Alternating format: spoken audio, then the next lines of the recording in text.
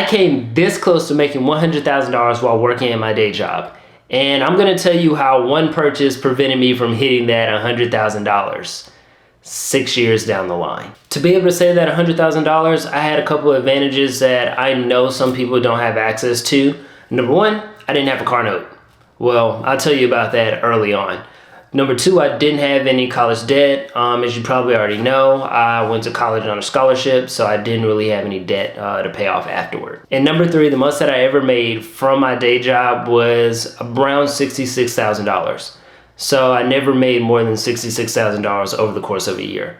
That's why it took me 6 years to reach $100,000. If you do the math, after taxes, $65,000. After taxes, about $53,000. If you take 30% of that and multiply it times 6, it comes out to be just under or just over $100,000, but it's somewhere in that ballpark. Anyway, now that I'm done being a nerd, I think one of the smartest things that I did to make this happen was that I constructed my finances around the salary that I expected to make at my job, and not the other way around. Had I not done this, I wouldn't have been able to save money in the way that I did, and this wouldn't have worked at all. I could make a list about some of the not so smart things that I did, but two of them stuck out, which is ultimately why I never reached saving that $100,000. One, I was saving money just to save money. I had no idea why I was saving. And two, I sold my perfectly good Toyota Corolla. The one that I had taken in college and had driven it, from my parents' house to college and back. It had reliably taken me thousands of miles over those years. And after school, I sold it because I bought a E92 at an auction. The good news is I won the E92 at an auction for less than $10,000. And I love that car. It was a lot of fun to drive. But that one purchase alone ultimately kept me from crossing from $99,000 into $100,000. Let's get into the story. It's a week after I graduated college. I had already moved out. I got the call from my first job 20 minutes after walking across the stage for college graduation. A week later, I had accepted a job offer and prepared to move to Dallas, Texas. My job was hourly plus commission at $15 an hour. So hourly, after working 40 hours a week, I can expect my check to be around $1,200 for each paycheck. So $2,400 for the hourly, and then the commission would be whatever it is on top of that. So I'm looking at apartments at different parts of town, and my aunt gave me some great advice. Essentially, she told me to make sure that my rent was less than one paycheck, which means I could comfortably pay the bills with the other paycheck. And then I'll probably have a little bit of money left over. So that's kind of how I went into apartment shopping. I wanted to make sure when everything was said and done that bare minimum that my rent would be less than $1,200 every single month. I also had no idea what the commission structure looked like at the time.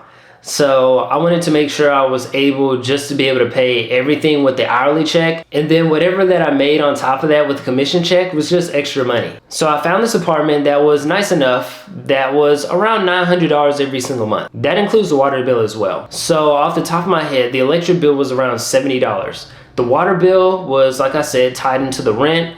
I was still under my parents' cell phone plan. I hadn't yet taken it over. And then I still had to get internet, and then I had a gym membership, which was probably around $30. I can't see myself spending any more than that for a gym membership at the time. And I had put $250 onto a Walmart card so I could pay for gas and groceries for a full month. I still had that college dorm mentality where my apartment was someplace that I slept, cooked, and showered, which means I didn't really spend much time there, so I really didn't want to spend much money there as well.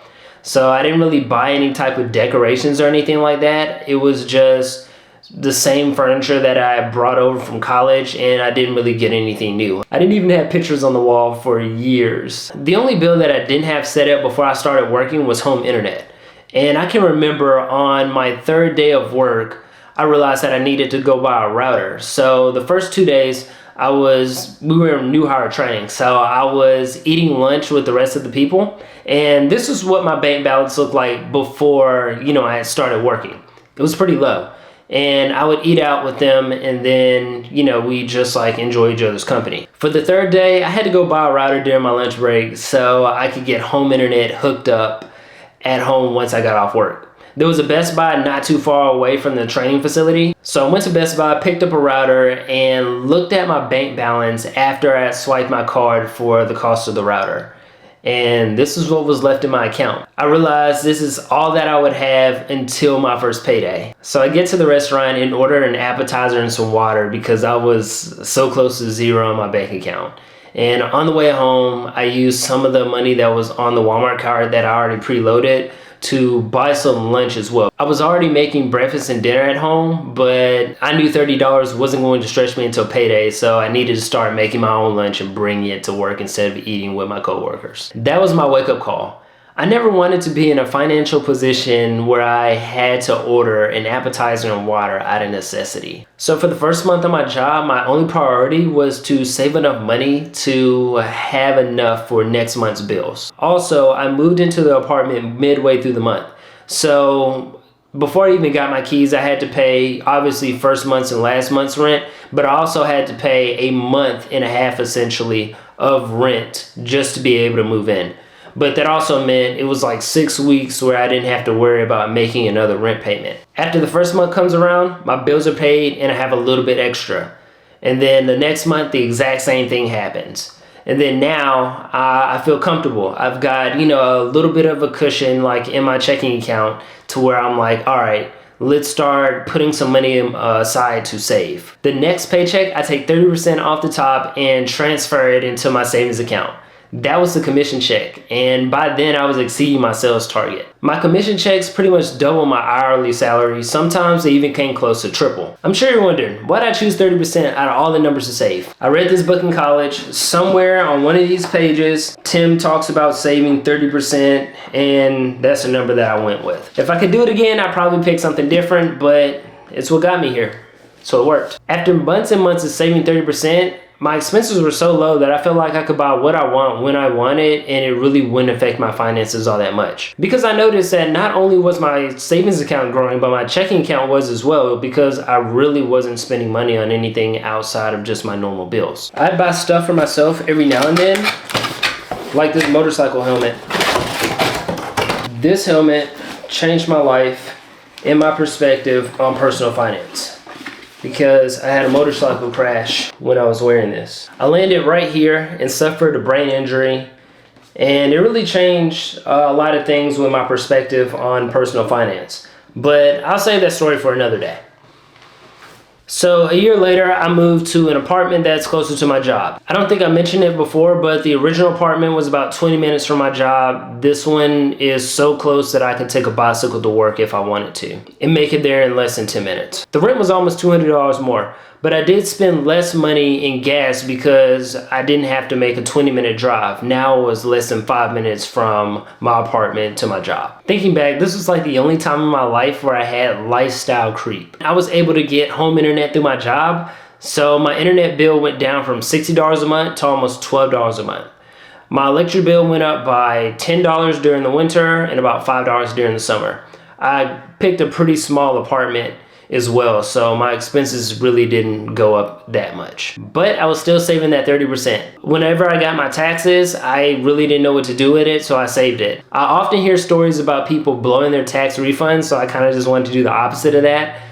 But I don't think that's the best option either. But I saved it instead of spending it. In some ways, I still feel like I was living a life like a college student that didn't have a lot of money. I spent my free time playing on my PS3, reading books, and riding my motorcycle. I went on dates every now and then, but dating isn't that expensive if you pick something fun. Watching a woman put food in her mouth while trying to hold a conversation isn't my idea of a good time. Dinner dates and movie dates are the most boring kinds of dates. There's tons of fun stuff to do that will run you a lot less than some boring dinner. Anyways, around 2016 to 2017, a couple of things happened. As you can see from the helmet earlier, I crashed my Yamaha R1. The frame slider, which is there to protect the engine in the event of a crash, took most of the damage. Well, I took most of the damage, but on the bike, the frame slider took most of the damage, so there was only scratches on the bike. It did bend a foot peg though. A few months later, I got into a car accident with a Monte Carlo that had clipped my front bumper as they were trying to run away from causing a major accident on the interstate where they had flipped a van.